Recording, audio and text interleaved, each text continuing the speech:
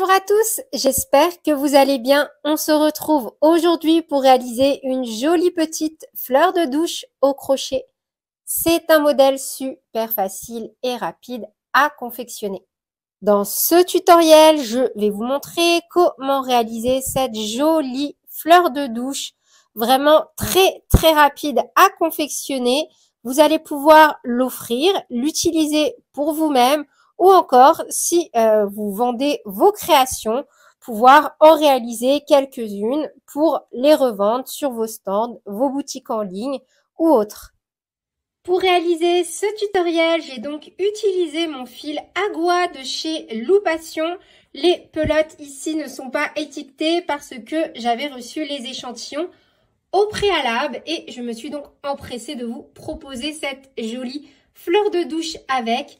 C'est un fil vraiment super agréable à travailler. Ne vous fiez pas à son aspect fantaisie. Malgré celui-là, je l'ai trouvé très facile à utiliser.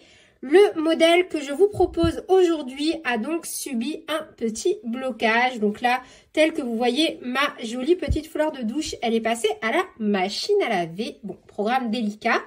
Et ma foi, j'adore le résultat. On est vraiment sur un fil ultra quali. Elle n'a pas du tout bougé. Elle est juste ressortie un peu plus douce. Et voilà, j'ai fait un pari risqué en me disant que j'allais faire les photos de ma miniature et mes prises finales après un blocage. Et là, pour le coup, je me suis dit, allez hop, je vais la laver normalement, en fait, à la machine à laver parce que c'est le genre de choses qu'on lave à la machine à laver. En général, les fleurs de douche, comme les gants. Et ma foi, voilà, comme vous pouvez le constater, le rendu est vraiment top. Au-delà du fait que le fil soit super agréable à travailler, on est également sur un fil vraiment quali.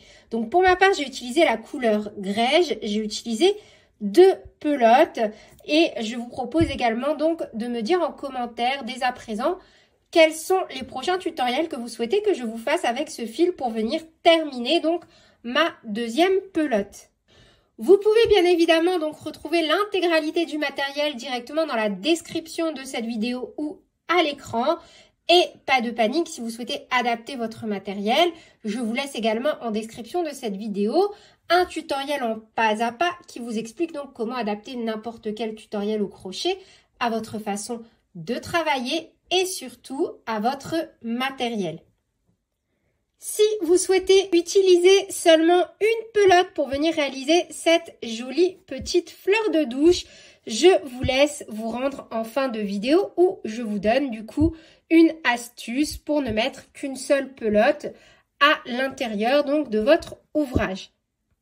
La fiche PDF est bien évidemment disponible directement dans le petit i en haut à droite ou sur mon site internet www.lecrochetdeplume.com. Et sur ce, on est parti avec le tutoriel. Je vais commencer par réaliser une maille chaînette de 31 mailles en l'air. 1, 2, 3, 4, 5, 6, 7, 29, 30, 31. On saute la première maille à partir du crochet, on pique dans la deuxième. Donc moi, je pique à l'arrière. Et on fait une première maille coulée que l'on vient marquer.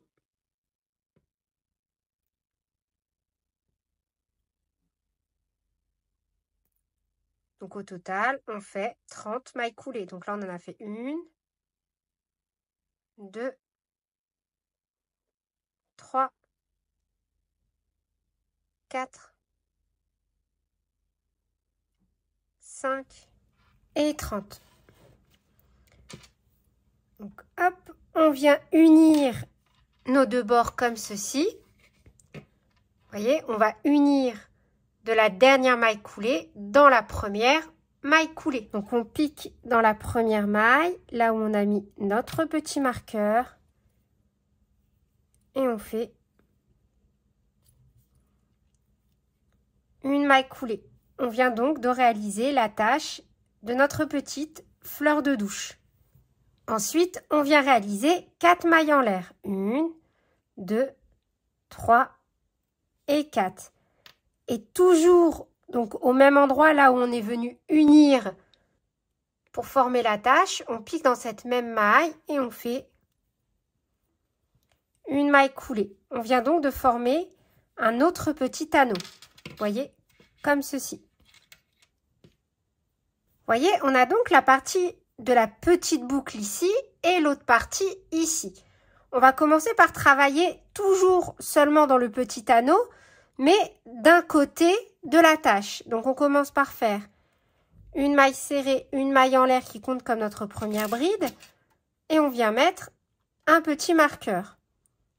Et on va faire un total donc de 22 brides. Donc on en a fait une, deux. Donc là, on travaille sur la partie rattachée à l'attache. Et on fait donc 22 brides. 3,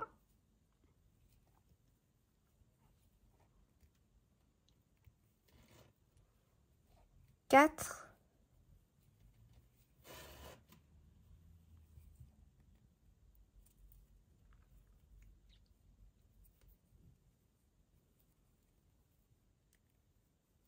5.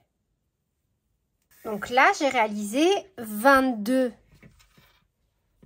brides au niveau donc de mon attache, comme ceci. Et maintenant, de l'autre côté, donc ici, vous voyez sur la partie vraiment où on a fait seulement nos 4 mailles en l'air, de nouveau, on vient travailler 22 brides. Donc pour un total de 44 brides au total sur ce tour. Donc là, 1, 2, 3,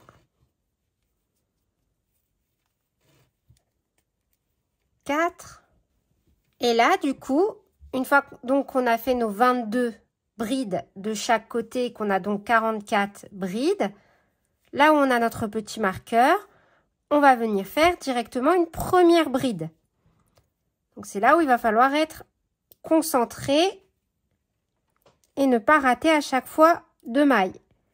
Donc on pique au niveau de notre marqueur et on vient faire une première bride que l'on vient tout de suite marquer.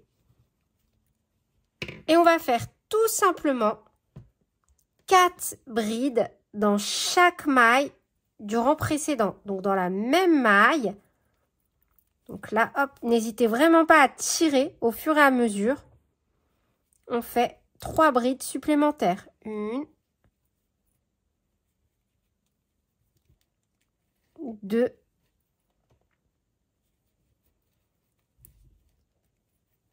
et 3. Et on répète. Vous voyez, à chaque fois, on tire bien pour ne pas rater de mailles. Et on fait 4 brides dans chaque maille du rang précédent.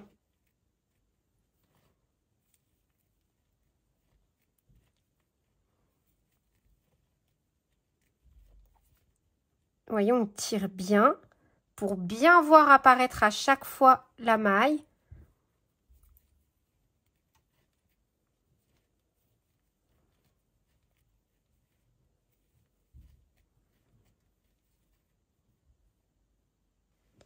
Et directement, donc, une fois qu'on a terminé de faire nos 4 brides dans notre dernière maille, là où on a notre petit marqueur, au niveau de la première maille, on refait une bride que l'on vient marquer, qui est la première bride de notre nouveau rang.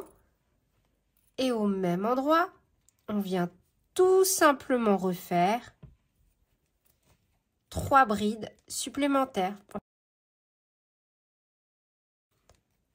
On fait 4 brides dans chaque maille du rang précédent.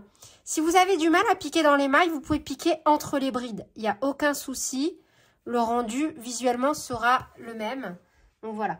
Dites-vous que si vraiment vous avez des difficultés à piquer dans les mailles, il n'y a pas de problème. On peut très bien piquer entre les brides. Je vais vous montrer. Un jeté.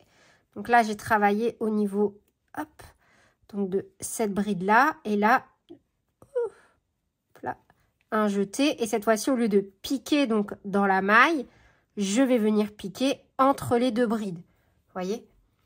vous pouvez très bien fonctionner comme ça avec un fil de ce type. On ne verra absolument aucune différence. Si c'est plus simple pour vous, n'hésitez pas.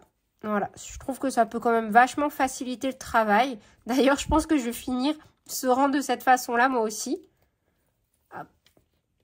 Vous voyez? Et donc, pour ce rang, on fait exactement la même chose qu'au niveau du rang précédent.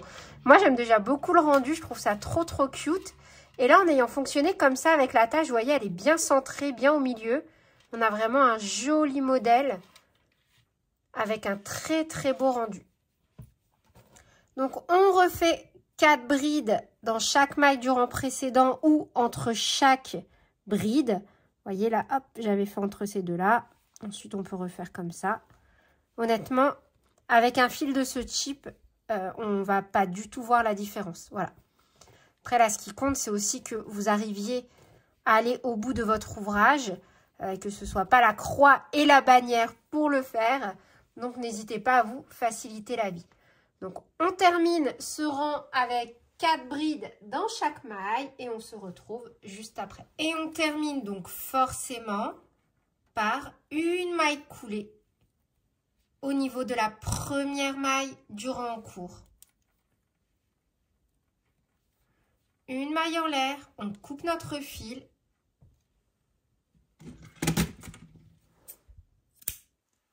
On tire sur la boucle. Comme ceci. On vient dissimuler notre fil.